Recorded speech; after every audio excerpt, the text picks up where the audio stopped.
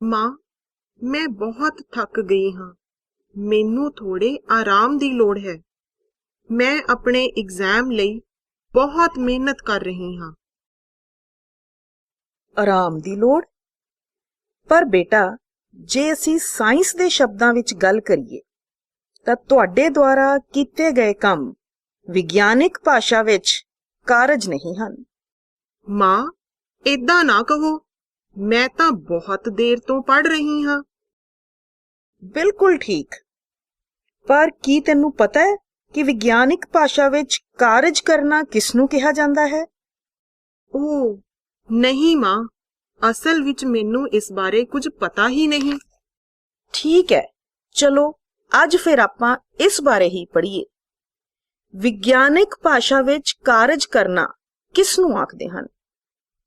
ਪਹਿਲਾਂ ਆਪਾਂ ਕੁਝ ਸਥਿਤੀਆਂ ਬਾਰੇ ਗੱਲ ਕਰੀਏ। ਬੇਟਾ, ਜਦੋਂ ਤੁਸੀਂ ਮਾਲ ਜਾਂਦੇ ਹੋ ਤਾਂ ਟਰਾਲੀ ਨੂੰ ਧੱਕਾ ਲਗਾ ਕੇ ਕੁਝ ਦੂਰੀ ਤੱਕ ਲੈ ਜਾਂਦੇ ਹੋ। ਕੋਈ ਵਿਅਕਤੀ ਬਹੁਤ ਵੱਡੀ ਚਟਾਨ ਨੂੰ ਧੱਕਣ ਲਈ ਸਖਤ ਮਿਹਨਤ ਕਰ ਰਿਹਾ ਹੈ, ਪਰ ਫਿਰ ਵੀ ਉਹ ਉਸ ਚਟਾਨ ਨੂੰ ਨਹੀਂ ਹਿਲਾ ਸਕਦਾ। ਇੱਕ ਆਦਮੀ ਇੱਕ ਰੇੜੇ ਉੱਤੇ ਭਾਰ ਖਿੱਚ ਕੇ ਲਿਜਾ ਰਿਹਾ ਹੈ। ਜਾਂ ਫਿਰ ਆਪਾਂ ਗੱਲ ਕਰੀਏ ਕਿ ਤੁਸੀਂ ਆਪਣੇ ਸਿਰ ਉੱਪਰ ਇੱਕ ਭਾਰੀ ਬੋਝ ਰੱਖ ਕੇ ਕੁਝ ਮਿੰਟਾਂ ਲਈ ਬਿਨਾਂ ਹਿੱਲੇ ਡੁੱਲੇ ਖੜੇ ਰਹਿੰਦੇ ਹੋ। ਇਹਨਾਂ ਸਾਰੀਆਂ ਸਥਿਤੀਆਂ ਵਿੱਚ ਆਮ ਭਾਸ਼ਾ ਵਿੱਚ ਤੁਸੀਂ ਕੋਈ ਨਾ ਕੋਈ ਕੰਮ ਕਰ ਰਹੇ ਹੋ। ਪਰ ਆਓ ਆਪਾਂ ਵਿਗਿਆਨਕ ਤਰੀਕੇ ਨਾਲ ਦੇਖੀਏ। ਪਹਿਲੀ ਸਥਿਤੀ ਵਿੱਚ ਤੁਸੀਂ ਟਰਾਲੀ ਤੇ ਬਲ ਲਗਾ ਕੇ ਕੁਝ ਦੂਰੀ ਤੱਕ ਲੈ ਕੇ ਗਏ। ਦੂਸਰੀ ਸਥਿਤੀ ਵਿੱਚ ਆਦਮੀ ਦੇ ਬਲ ਲਗਾਉਣ ਤੇ ਵੀ ਚਟਾਨ ਨਹੀਂ ਹਿੱਲੀ। ਤੀਸਰੀ ਸਥਿਤੀ ਵਿੱਚ ਆਦਮੀ ਨੇ ਬਲ ਲਗਾ ਕੇ ਕੁਝ ਦੂਰੀ ਤੈਅ ਕੀਤੀ, ਪਰ ਚੌਥੀ ਸਥਿਤੀ ਵਿੱਚ ਆਪਣੇ ਸਿਰ ਤੇ ਭਾਰ ਚੱਕ ਕੇ ਤੁਸੀਂ ਇੱਕ ਥਾਂ ਤੇ ਖੜੇ ਹੋ। ਬੇਟਾ, ਅਗਰ ਵਿਗਿਆਨਕ ਸੋਚ ਨਾਲ ਦੇਖੀਏ ਤਾਂ ਪਹਿਲੀ ਅਤੇ ਤੀਸਰੀ ਸਥਿਤੀ ਵਿੱਚ ਹੀ ਕਾਰਜ ਹੋਇਆ ਹੈ। ਦੂਸਰੀ ਅਤੇ ਚੌਥੀ ਸਥਿਤੀ ਵਿੱਚ ਕੋਈ ਕੰਮ ਨਹੀਂ ਹੋਇਆ।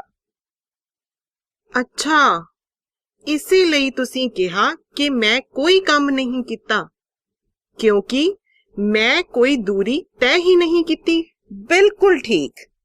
ਪਹਿਲੀ ਸਥਿਤੀ ਵਿੱਚ ਵੀ ਬਲ ਲਾਉਣ ਤੇ ਟਰਾਲੀ ਚੱਲ ਰਹੀ ਹੈ। ਤੀਸਰੀ ਸਥਿਤੀ ਵਿੱਚ ਵੀ ਰੇੜੇ ਤੇ ਬਲ ਲੱਗ ਰਿਹਾ ਹੈ ਅਤੇ ਉਹ ਕੁਝ ਦੂਰੀ ਤੈਅ ਕਰ ਰਿਹਾ ਹੈ। ਪਰ ਦੂਸਰੀ ਅਤੇ ਚੌਥੀ ਸਿਚੁਏਸ਼ਨ ਵਿੱਚ ਬਲ ਲਗਾਉਣ ਤੇ ਕੋਈ ਵਿਸਥਾਪਨ ਨਹੀਂ ਹੋਇਆ, ਭਾਵ ਕੋਈ ਦੂਰੀ ਤੈਅ ਨਹੀਂ ਹੋਈ। ਇਹਨਾਂ ਸਾਰੀਆਂ ਸਥਿਤੀਆਂ ਤੋਂ ਅਸੀਂ ਸਮਝ ਸਕਦੇ ਹਾਂ ਕਿ ਬਲ ਲਗਾਉਣ ਦੇ ਨਾਲ ਇਹ ਵੀ ਜ਼ਰੂਰੀ ਹੈ ਕਿ ਜਿਸ ਵਸਤੂ ਉੱਤੇ ਅਸੀਂ ਬਲ ਲਗਾਇਆ ਹੈ ਉਹ ਵਸਤੂ ਕੁਝ ਦੂਰੀ ਵੀ ਤੈਅ ਕਰੇ। ਇਸ ਦਾ ਭਾਵ ਹੈ ਕਿ ਕਾਰਜ ਕਰਨ ਲਈ ਦੋ ਚੀਜ਼ਾਂ ਦਾ ਹੋਣਾ ਜ਼ਰੂਰੀ ਹੈ। ਪਹਿਲੀ, ਵਸਤੂ ਉੱਤੇ ਕੋਈ ਬਲ ਲਗਾਉਣਾ। ਦੂਸਰੀ, ਵਸਤੂ ਵਿਸਥਾਪਿਤ ਹੋਣੀ ਚਾਹੀਦੀ ਹੈ। ਆਓ ਆਪਾਂ ਹੁਣ ਦੇਖਦੇ ਹਾਂ ਕਿ ਤੁਹਾਨੂੰ ਵਿਗਿਆਨਿਕ ਭਾਸ਼ਾ ਵਿੱਚ ਕਾਰਜ ਕਰਨਾ ਸਮਝ ਆਇਆ ਹੈ ਕਿ ਨਹੀਂ। 3 ਸਥਿਤੀਆਂ ਲਓ। ਪਹਿਲੀ ਸਥਿਤੀ ਵਿੱਚ ਇੱਕ ਕਿਤਾਬ ਮੇਜ਼ ਉੱਤੇ ਪਈ ਹੈ।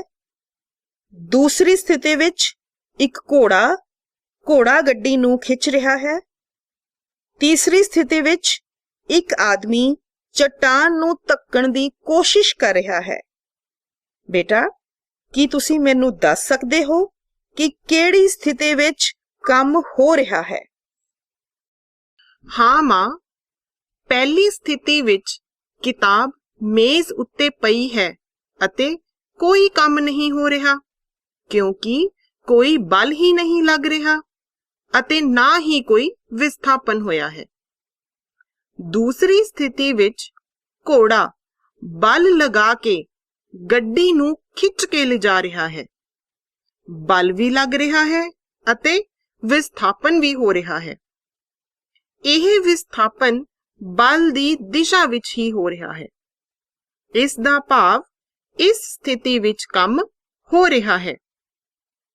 ਤੀਸਰੀ ਸਥਿਤੀ ਵਿੱਚ ਆਦਮੀ ਚੱਟਾਨ ਨੂੰ ਧੱਕਣ ਲਈ ਬਲ ਲਗਾ ਰਿਹਾ ਹੈ, ਪਰ ਇਹ ਬਲ ਇੰਨਾ ਨਹੀਂ ਕਿ ਚੱਟਾਨ ਨੂੰ ਧੱਕਿਆ ਜਾ ਸਕੇ। ਬਲ ਤਾਂ ਲੱਗਿਆ ਪਰ ਵਿਸਥਾਪਨ ਨਹੀਂ ਹੋਇਆ। ਇਸ ਦਾ ਮਤਲਬ ਕੋਈ ਕਾਰਜ ਨਹੀਂ ਹੋਇਆ। ਮਾਂ, ਕੀ ਮੈਂ ਠੀਕ ਹਾਂ? ਵੈਰੀ ਗੁੱਡ, ਸ਼ਾਬਾਸ਼। ਚਲੋ ਫਾਈਨਲੀ ਦੇਖੀਏ ਕਿ ਕਾਰਜ ਕਰਨਾ ਕਿਸ ਨੂੰ ਕਹਿੰਦੇ ਹਨ। ਜਦੋਂ ਕਿਸੇ ਵਸਤੂ ਉੱਤੇ ਸਾਡੇ ਦੁਆਰਾ ਲਗਾਇਆ ਗਿਆ ਨਿਸ਼ਚਿਤ ਬਲ ਉਸ ਵਸਤੂ ਨੂੰ ਵਿਸਥਾਪਿਤ ਕਰ ਸਕੇ ਅਤੇ ਇਹ ਵਿਸਥਾਪਨਾ ਬਲ ਦੀ ਦਿਸ਼ਾ ਵਿੱਚ ਹੋਵੇ ਤਾਂ ਉਸ ਨੂੰ ਕਾਰਜ ਕਿਹਾ ਜਾਂਦਾ ਹੈ। ਬੇਟਾ, ਆਓ ਆਪਾਂ ਇਹਦਾ ਫਾਰਮੂਲਾ ਵੀ ਵੇਖੀਏ।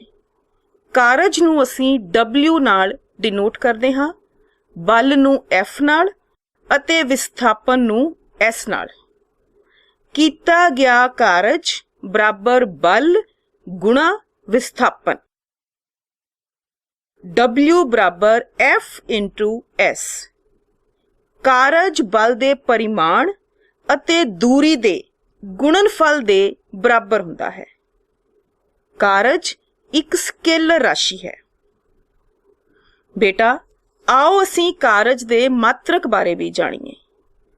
ਜੇ ਸਾਡੇ ਦੁਆਰਾ ਲਗਾਇਆ ਗਿਆ ਬਲ 1 ਨਿਊਟਨ ਹੈ ਅਤੇ ਵਸਤੂ 1 ਮੀਟਰ ਵਿਸਥਾਪਨ ਕਰਦੀ ਹੈ ਤਾਂ ਇਸ ਦਾ ਭਾਵ ਕਾਰਜ ਦਾ ਮਾਤਰਕ ਨਿਊਟਨ ਮੀਟਰ ਹੈ।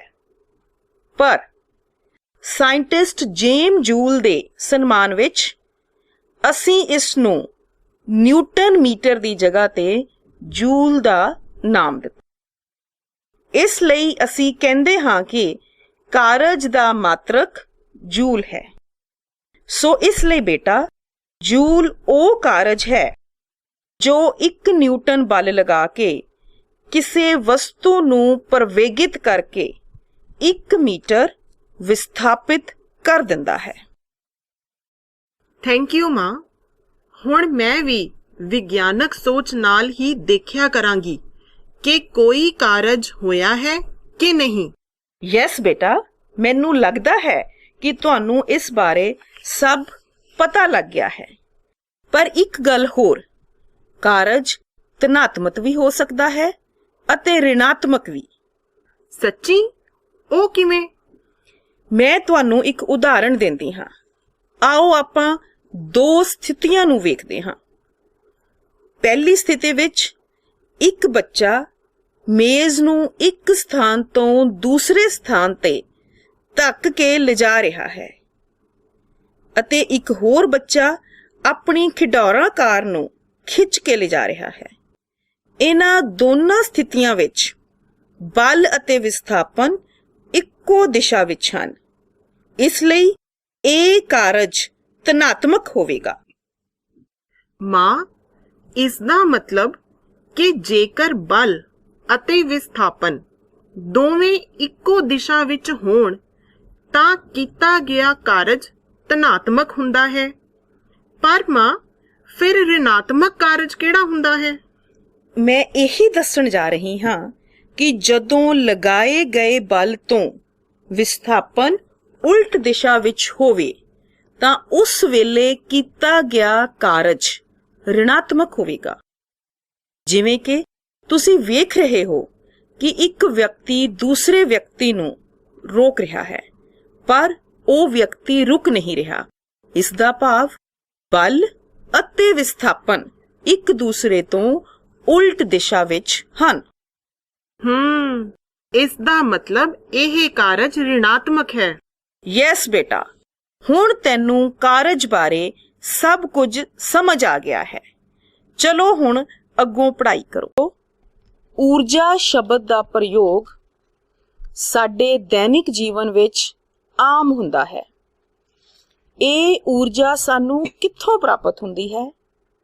ਇਸ ਦੇ ਬਹੁਤ ਸਾਰੇ ਸਰੋਤ ਹਨ, ਪਰ ਸੂਰਜ ਸਾਡੇ ਲਈ ਊਰਜਾ ਦਾ ਸਭ ਤੋਂ ਵੱਡਾ ਪ੍ਰਾਕਿਰਤਿਕ ਸਰੋਤ ਹੈ। ਸਾਨੂੰ ਕੰਮ ਕਰਨ ਲਈ ਊਰਜਾ ਭੋਜਨ ਤੋਂ ਪ੍ਰਾਪਤ ਹੁੰਦੀ ਹੈ, ਪਰ ਵਿਗਿਆਨਿਕ ਭਾਸ਼ਾ ਵਿੱਚ ਊਰਜਾ ਦਾ ਨਿਸ਼ਚਿਤ ਅਰਥ ਕੀ ਹੈ? ਆਓ ਇਸ ਨੂੰ ਕੁਝ ਉਦਾਹਰਨਾਂ ਨਾਲ ਸਮਝੀਏ। ਤੁਸੀਂ ਸਾਰਿਆਂ ਨੇ ਕ੍ਰਿਕਟ ਖੇਡਿਆ ਹੋਵੇਗਾ।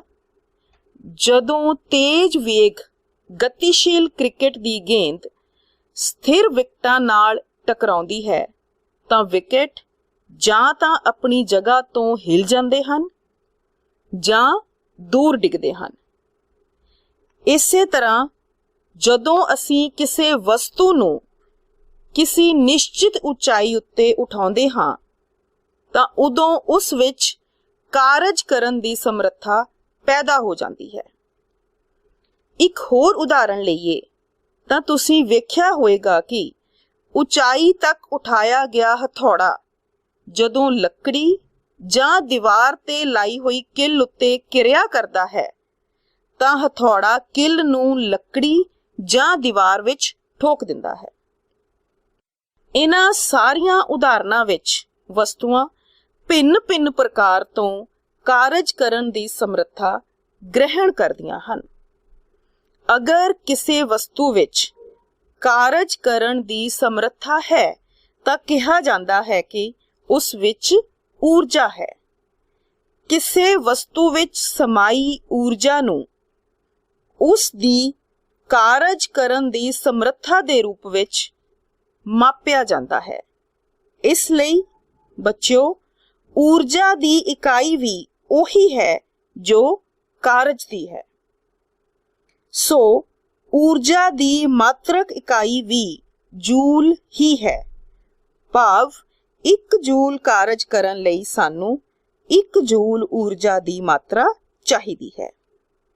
ਊਰਜਾ ਦੀ ਵੱਡੀ ਮਾਤਰਕ ਇਕਾਈ ਕਿਲੋ ਜੂਲ ਹੈ, ਜੋ ਕਿ 1000 ਜੂਲ ਦੇ ਬਰਾਬਰ ਹੁੰਦੀ ਹੈ।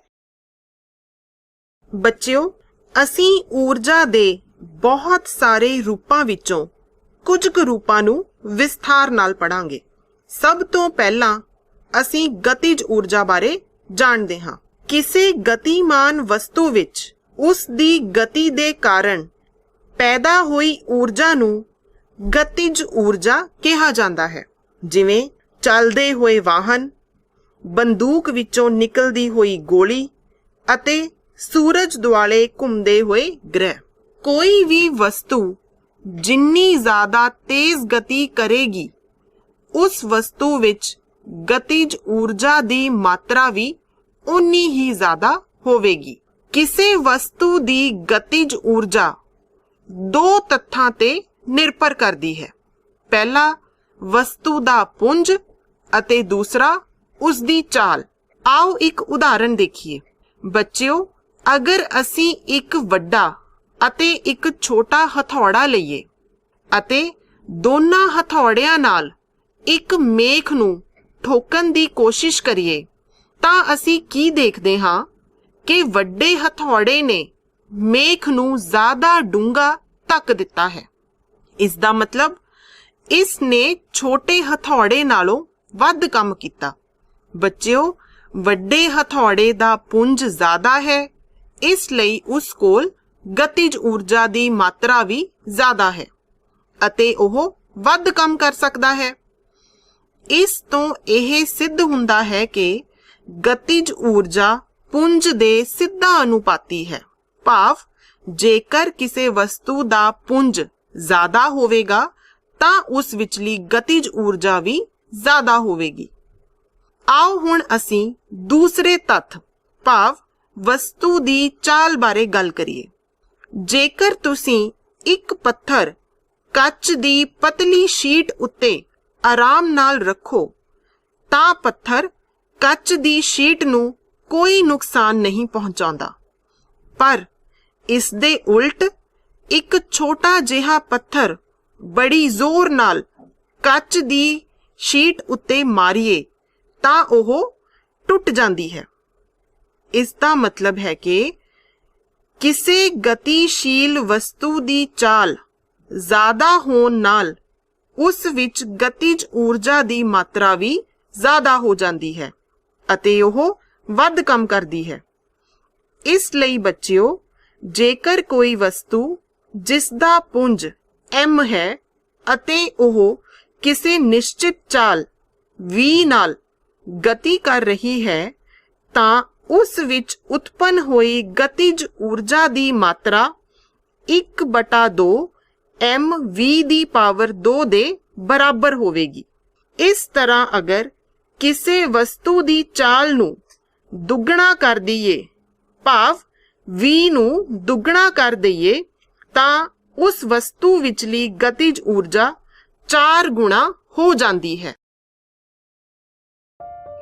ਆਓ ਬੱਚਿਓ, ਹੁਣ ਆਪਾਂ ਇਹ ਦੇਖੀਏ ਕਿ ਜੋ ਅਸੀਂ ਗਤਿਜ ਊਰਜਾ ਦੀ ਗੱਲ ਕੀਤੀ ਹੈ, ਉਹ ਫਾਰਮੂਲਾ ਭਾਵ 1/2 mv ਦੀ ਪਾਵਰ 2, ਇਹ ਫਾਰਮੂਲਾ ਸਾਨੂੰ ਕਿਸ ਤਰ੍ਹਾਂ ਪ੍ਰਾਪਤ ਹੁੰਦਾ ਹੈ।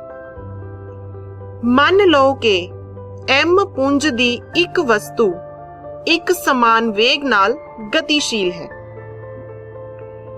ਹੁਣ ਮੰਨ ਲਓ ਇਸ ਉੱਤੇ ਇੱਕ ਨਿਯਮਿਤ ਬਲ F ਵਿਸਥਾਪਨ ਦੀ ਦਿਸ਼ਾ ਵਿੱਚ ਲੱਗ ਰਿਹਾ ਹੈ ਅਤੇ ਵਸਤੂ S ਦੂਰੀ ਤੱਕ ਵਿਸਥਾਪਿਤ ਹੋ ਜਾਂਦੀ ਹੈ। ਵਸਤੂ ਉੱਤੇ ਕੀਤੇ ਗਏ ਕਾਰਜ ਦੇ ਕਾਰਨ ਇਸ ਦੇ ਵੇਗ ਵਿੱਚ ਪਰਿਵਰਤਨ ਹੋਵੇਗਾ। ਇਸ ਲਈ ਮੰਨ ਲਓ ਵਸਤੂ ਦਾ ਵੇਗ u ਤੋਂ v ਹੋ ਜਾਂਦਾ ਹੈ। u ਵਸਤੂ ਦਾ ਆਰੰਭਕ ਵੇਗ ਹੈ ਅਤੇ v ਵਸਤੂ ਦਾ ਅੰਤਿਮ ਵੇਗ। ਉਤਪੰਨ ਹੋਏ ਪ੍ਰਵੇਗ ਨੂੰ ਅਸੀਂ a ਨਾਲ ਦਰਸਾਉਂਦੇ ਹਾਂ। ਗਤੀ ਦੀ ਸਮੀਕਰਨ ਅਨੁਸਾਰ ਇੱਕ ਸਮਾਨ ਪ੍ਰਵੇਗ a ਤੋਂ ਗਤੀਸ਼ੀਲ ਕਿਸੇ ਵਸਤੂ ਦੇ ਆਰੰਭਿਕ ਵੇਗ u, ਅੰਤਿਮ ਵੇਗ v ਅਤੇ ਵਿਸਥਾਪਨ s ਦੇ ਵਿੱਚ ਸੰਬੰਧ ਹੈ। ਸਾਨੂੰ ਇਹ ਵੀ ਪਤਾ ਹੈ ਕਿ F ਬਰਾਬਰ m ਗੁਣਾ a ਹੁੰਦਾ ਹੈ। ਸਮੀਕਰਨ 1 ਵਿੱਚ ਸਮੀਕਰਨ 2 ਰੱਖਣ ਨਾਲ F ਅਤੇ S ਦਾ ਮਾਨ ਸਮੀਕਰਨ 2 ਅਤੇ 3 ਵਿੱਚੋਂ ਭਰਨ ਨਾਲ ਸਾਨੂੰ W ਪ੍ਰਾਪਤ ਹੁੰਦਾ ਹੈ। ਅਗਰ ਵਸਤੂ ਦੀ ਗਤੀ ਆਪਣੀ ਵਿਰਾਮ ਅਵਸਥਾ ਤੋਂ ਸ਼ੁਰੂ ਹੁੰਦੀ ਹੈ, ਅਰਥਾਤ ਆਰੰਭਿਕ ਵੇਗ u ਬਰਾਬਰ 0 ਹੋਵੇ, ਤਾਂ ਇਹ ਮਾਨ ਸਮੀਕਰਨ 4 ਵਿੱਚ ਭਰਨ ਤੇ ਸਾਨੂੰ ਕਾਰਜ ਦਾ ਮਾਨ ਪ੍ਰਾਪਤ ਹੁੰਦਾ ਹੈ। ਇਹ ਸਪਸ਼ਟ ਹੈ ਕਿ ਕੀਤਾ ਗਿਆ ਕਾਰਜ ਵਸਤੂ ਦੀ ਗਤਿਜ ਊਰਜਾ ਦੇ ਬਰਾਬਰ ਹੈ, ਭਾਵ ਗਤਿਜ ਊਰਜਾ EK ਬਰਾਬਰ 1/2 mv ਦੀ ਪਾਵਰ 2। ਸੋ ਬੱਚਿਓ, ਇਸ ਤਰ੍ਹਾਂ ਅਸੀਂ ਗਤਿਜ ਊਰਜੇ ਦੇ ਫਾਰਮੂਲੇ ਨੂੰ ਪ੍ਰਾਪਤ ਕਰ ਸਕਦੇ ਹਾਂ। ਊਰਜਾ ਦੀ ਅਗਲੀ ਕਿਸਮ ਸਥਿਤਿਜ ਊਰਜਾ ਬਾਰੇ ਗੱਲ ਕਰੀਏ। ਇਸ ਦੇ ਲਈ ਅਸੀਂ ਇੱਕ ਕਿਰਿਆ ਕਰਦੇ ਹਾਂ। ਇੱਕ ਰਬੜ ਬੈਂਡ ਲਓ, ਇਸ ਦੇ ਇੱਕ ਸਿਰੇ ਨੂੰ ਫੜ ਕੇ ਦੂਸਰੇ ਸਿਰੇ ਤੋਂ ਖਿੱਚੋ। ਬੈਂਡ ਖਿੱਚਿਆ ਜਾਂਦਾ ਹੈ। ਹੁਣ ਇੱਕ ਸਿਰੇ ਤੋਂ ਬੈਂਡ ਨੂੰ ਛੱਡ ਦਿਓ। ਬੱਚਿਓ, ਅਸੀਂ ਕੀ ਦੇਖਦੇ ਹਾਂ? ਅਸੀਂ ਦੇਖਦੇ ਹਾਂ ਕਿ ਬੈਂਡ ਆਪਣੀ ਆਰੰਭਕ ਲੰਬਾਈ ਪ੍ਰਾਪਤ ਕਰਨ ਦਾ ਯਤਨ ਕਰਦਾ ਹੈ, ਭਾਵ ਬੈਂਡ ਨੇ ਆਪਣੀ ਖਿੱਚੀ ਹੋਈ ਸਥਿਤੀ ਵਿੱਚ ਕੁਝ ਊਰਜਾ ਹਾਸਿਲ ਕਰ ਲਈ ਹੈ, ਪਰ ਖਿੱਚਣ ਤੇ ਰਬੜ ਬੈਂਡ ਇਹ ਊਰਜਾ ਕਿੱਥੋਂ ਹਾਸਿਲ ਕਰਦਾ ਹੈ? ਬੱਚਿਓ, ਬੈਂਡ ਨੂੰ ਖਿੱਚਣ ਲਈ ਜਿਹੜਾ ਅਸੀਂ ਕਾਰਜ ਕੀਤਾ, ਉਹ ਊਰਜਾ ਦੇ ਰੂਪ ਵਿੱਚ ਰਬੜ ਬੈਂਡ ਵਿੱਚ ਸਟੋਰ ਹੋ ਗਿਆ। ਅਸੀਂ ਰਬੜ ਬੈਂਡ ਨੂੰ ਖਿੱਚ ਕੇ ਕੁਝ ਊਰਜਾ ਉਸ ਵਿੱਚ ਸਥਾਨਾਂਤਰਿਤ ਕਰ ਦਿੰਦੇ ਹਾਂ। ਇਸੇ ਊਰਜਾ ਨਾਲ ਰਬੜ ਆਪਣੀ ਆਰੰਭਿਕ ਸਥਿਤੀ ਵਿੱਚ ਆ ਗਈ। ਇਸ ਲਈ ਬੱਚਿਓ, ਉਹ ਊਰਜਾ ਜਿਹੜੀ ਕਿਸੇ ਵਸਤੂ ਦੀ ਚਾਲ ਜਾਂ ਵੇਗ ਬਦਲਣ ਦੇ ਕੰਮ ਨਹੀਂ ਆਉਂਦੀ, ਪਰ ਉਸ ਵਸਤੂ ਵਿੱਚ ਸਟੋਰ ਹੋ ਜਾਂਦੀ ਹੈ, ਉਸ ਨੂੰ ਵਸਤੂ ਦੀ ਸਥਿਤਿਜ ਊਰਜਾ ਜਾਂ ਸਟੋਰਡ ਊਰਜਾ ਕਿਹਾ ਜਾਂਦਾ ਹੈ। ਇਸ ਲਈ ਬੱਚਿਓ, ਕਿਸੇ ਵਸਤੂ ਦੁਆਰਾ ਇਸ ਦੀ ਸਥਿਤੀ ਜਾਂ ਬਣਤਰ ਵਿੱਚ ਪਰਿਵਰਤਨ ਦੇ ਕਾਰਨ ਪ੍ਰਾਪਤ ਊਰਜਾ ਨੂੰ ਸਥਿਤਿਜ ਊਰਜਾ ਕਹਿੰਦੇ ਹਨ। ਬੱਚਿਓ, ਵਸਤੂ ਨੂੰ ਕਿਸੇ ਉਚਾਈ ਤੱਕ ਉਠਾਉਣ ਲਈ ਉਸ ਦੀ ਊਰਜਾ ਵਿੱਚ ਵਾਧਾ ਹੁੰਦਾ ਹੈ। ਇਸ ਦਾ ਕਾਰਨ ਹੈ ਕਿ ਇਸ ਨੂੰ ਉੱਪਰ ਉਠਾਉਣ ਲਈ ਇਸ ਉੱਤੇ ਗੁਰੂਤਾ ਬਲ ਦੇ ਵਿਰੁੱਧ ਕਾਰਜ ਕੀਤਾ ਜਾਂਦਾ ਹੈ। ਇਸ ਪ੍ਰਕਾਰ ਦੀ ਵਸਤੂ ਵਿੱਚ ਵਿਦਮਾਨ ਊਰਜਾ ਉਸ ਦੀ ਗੁਰੂਤਵਾ ਸਥਿਤਿਜ ਊਰਜਾ ਹੁੰਦੀ ਹੈ। ਕਿਸੇ m ਪੁੰਜ ਦੀ ਵਸਤੂ ਨੂੰ ਧਰਤੀ ਤੋਂ h ਉਚਾਈ ਤੱਕ ਉੱਪਰ ਉਠਾਓ। ਇਸ ਤਰ੍ਹਾਂ ਕਰਨ ਲਈ ਸਾਨੂੰ ਇੱਕ ਬਲ ਦੀ ਜ਼ਰੂਰਤ ਹੈ। ਵਸਤੂ ਨੂੰ ਉਠਾਉਣ ਲਈ ਘੱਟ ਤੋਂ ਘੱਟ ਬਲ ਵਸਤੂ ਦੇ ਭਾਰ ਦੇ ਬਰਾਬਰ ਭਾਵ mg ਹੈ। ਬੱਚਿਓ, ਤੁਹਾਨੂੰ ਯਾਦ ਹੋਵੇਗਾ ਕਿ ਭਾਰ ਵਸਤੂ ਦੇ ਪੁੰਜ m ਅਤੇ ਗੁਰੂਤਵਾ ਪ੍ਰਵੇਗ g ਦੇ ਗੁਣਨਫਲ ਦੇ ਬਰਾਬਰ ਹੁੰਦਾ ਹੈ। ਵਸਤੂ ਵਿੱਚ ਉਸ ਉੱਤੇ ਕੀਤੇ ਗਏ ਕਾਰਜ ਦੇ ਬਰਾਬਰ ਊਰਜਾ ਹੋਵੇਗੀ। ਮੰਨ ਲਓ ਅਸੀਂ ਗੁਰੂਤਾ ਬਲ ਦੇ ਵਿਰੁੱਧ W ਕਾਰਜ ਕੀਤਾ ਤੇ ਤੁਹਾਨੂੰ ਯਾਦ ਹੋਵੇਗਾ ਕਾਰਜ ਬਰਾਬਰ ਬਲ ਗੁਣਾ ਵਿਸਥਾਪਨ। ਇੱਥੇ ਬਲ ਕਿੰਨਾ ਲੱਗਿਆ? mg, ਅਤੇ ਵਸਤੂ ਨੇ h ਉਚਾਈ ਤੱਕ ਉੱਪਰ ਨੂੰ ਦੂਰੀ ਤੈਅ ਕੀਤੀ। ਇਸ ਦਾ ਭਾਵ W ਬਰਾਬਰ mgh, ਕਾਰਜ ਬਰਾਬਰ mgh। ਕਿਉਂਕਿ ਵਸਤੂ ਉੱਤੇ ਕੀਤਾ ਗਿਆ ਕਾਰਜ mgh ਦੇ ਬਰਾਬਰ ਹੈ, ਇਸ ਲਈ ਵਸਤੂ ਵਿੱਚ mgh ਦੇ ਬਰਾਬਰ ਹੀ ਊਰਜਾ ਸਟੋਰ ਹੋਵੇਗੀ ਅਤੇ ਇਹ ਊਰਜਾ ਵਸਤੂ ਦੀ ਸਥਿਤਿਜ ਊਰਜਾ ਹੈ। ਸੋ ਬੱਚਿਓ, ਸਥਿਤਿਜ ਊਰਜਾ ਬਰਾਬਰ mgh। ਇੱਥੇ ਧਿਆਨ ਦੇਣ ਯੋਗ ਹੈ ਕਿ ਗੁਰੂਤਵ ਬਲ ਦੁਆਰਾ ਕੀਤਾ ਗਿਆ ਕਾਰਜ ਵਸਤੂ ਦੀ ਆਰੰਭਿਕ ਅਤੇ ਅੰਤਿਮ ਸਥਿਤੀਆਂ ਦੀ ਉਚਾਈਆਂ ਦੇ ਅੰਤਰ ਉੱਤੇ ਨਿਰਭਰ ਹੈ, ਨਾ ਕਿ ਉਸ ਰਸਤੇ ਉੱਤੇ ਜਿਸ ਉੱਤੇ ਕੀ ਵਸਤੂ ਨੇ ਗਤੀ ਕੀਤੀ ਹੈ।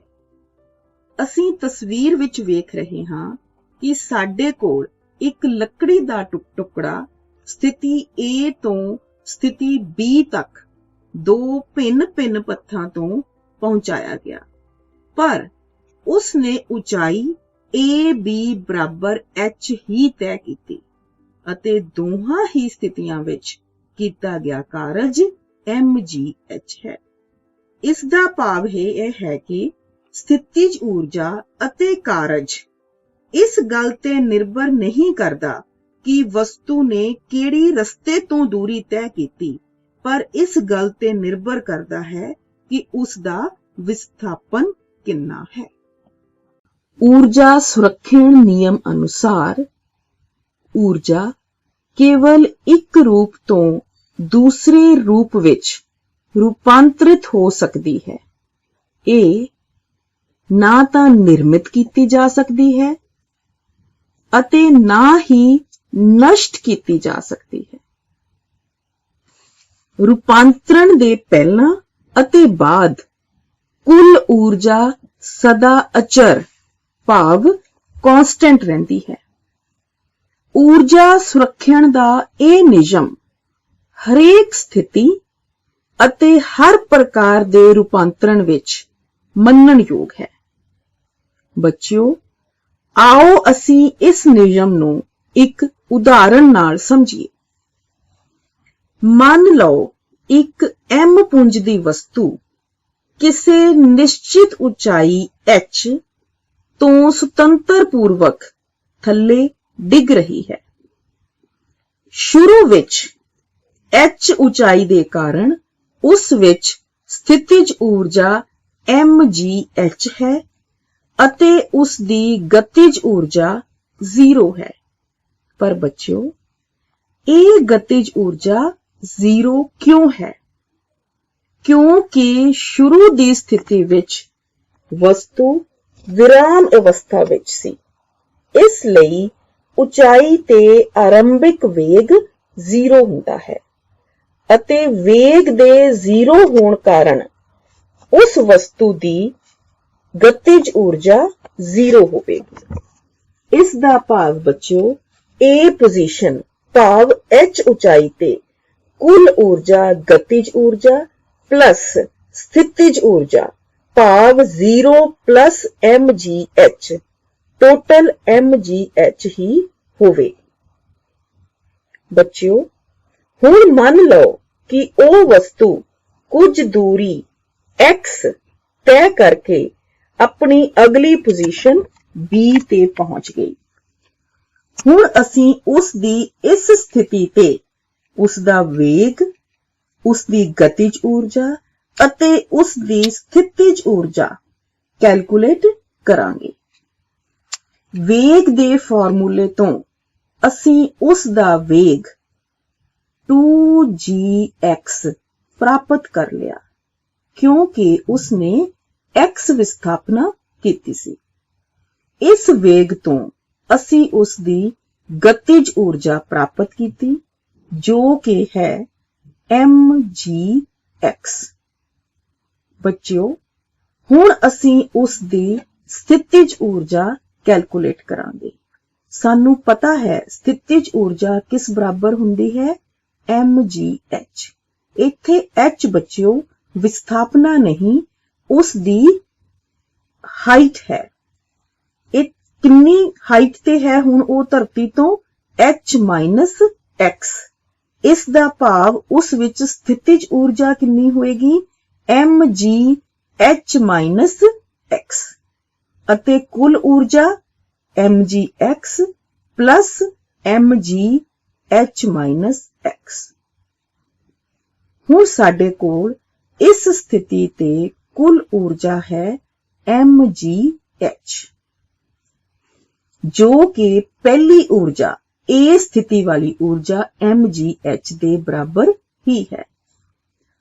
ਹੁਣ ਆਪਾਂ ਅਗਲੀ ਸਥਿਤੀ ਭਾਵ C, ਜਦੋਂ ਕਿ ਉਹ ਵਸਤੂ ਧਰਤੀ ਉੱਤੇ ਪਹੁੰਚ ਗਈ, ਦੇਖਾਂਗੇ ਕਿ ਉਸ ਵਿੱਚ ਊਰਜਾ ਕਿੰਨੀ ਹੈ।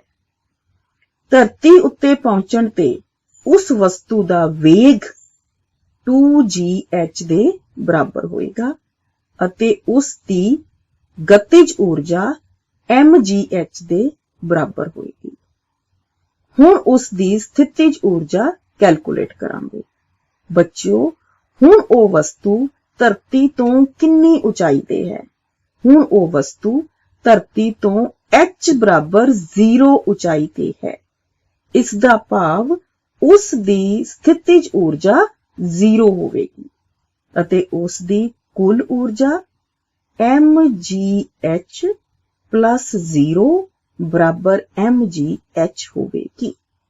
ਬੱਚਿਓ, ਆਪਾਂ ਤਿੰਨਾਂ ਸਥਿਤੀਆਂ ਵਿੱਚ ਦੇਖਿਆ ਕਿ A ਸਥਿਤੀ ਤੇ, B ਸਥਿਤੀ ਤੇ ਅਤੇ C ਸਥਿਤੀ ਤੇ ਵਸਤੂ ਦੀ ਊਰਜਾ mgh ਹੀ ਰਹੀ ਹੈ।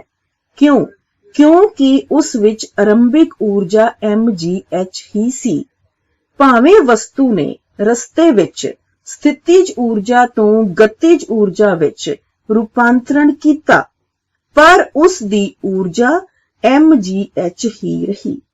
ਇਸ ਤੋਂ ਊਰਜਾ ਸੁਰੱਖਿਅਣ ਦਾ ਨਿਯਮ ਸਿੱਧ ਹੁੰਦਾ ਹੈ, ਜਿਸ ਅਨੁਸਾਰ ਊਰਜਾ ਕੇਵਲ ਇੱਕ ਰੂਪ ਤੋਂ ਦੂਸਰੇ ਰੂਪ ਵਿੱਚ ਰੂਪਾਂਤਰਿਤ ਹੋ ਸਕਦੀ ਹੈ। ਇਹ ਨਾ ਤਾਂ ਨਿਰਮਿਤ ਕੀਤੀ ਜਾ ਸਕਦੀ ਹੈ ਅਤੇ ਨਾ ਹੀ ਨਸ਼ਟ ਕੀਤੀ ਜਾ ਸਕਦੀ ਹੈ। ਬੱਚਿਓ, ਹੁਣ ਅਸੀਂ ਕਾਰਜ ਦੇ ਇੱਕ ਹੋਰ ਰੂਪ ਨੂੰ ਸਮਝਾਂਗੇ। ਜਿਵੇਂ ਕਿ ਤੁਸੀਂ ਤਸਵੀਰ ਵਿੱਚ ਵੇਖ ਰਹੇ ਹੋ, ਦੋ ਤੈਰਾਕ ਬਿੰਦੂ A ਤੋਂ ਬਿੰਦੂ B ਤੱਕ ਤੈਰ ਰਹੇ ਹਨ, ਪਰ ਇੱਕ ਤੈਰਾਕ ਬਿੰਦੂ B ਤੱਕ ਪਹਿਲਾਂ ਪਹੁੰਚ ਜਾਂਦਾ ਹੈ, ਜਦ ਕਿ ਦੂਸਰੇ ਤੈਰਾਕ ਨੂੰ ਬਿੰਦੂ B ਤੱਕ ਪਹੁੰਚਣ ਲਈ ਜ਼ਿਆਦਾ ਸਮਾਂ ਲੱਗਦਾ ਹੈ।